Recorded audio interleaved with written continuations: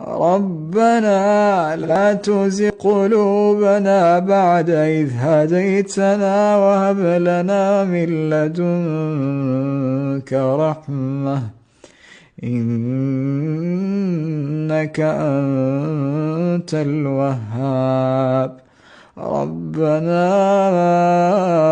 إنك جامع الناس ليوم لا ريب فيه إن الله لا يخلف الميعاد.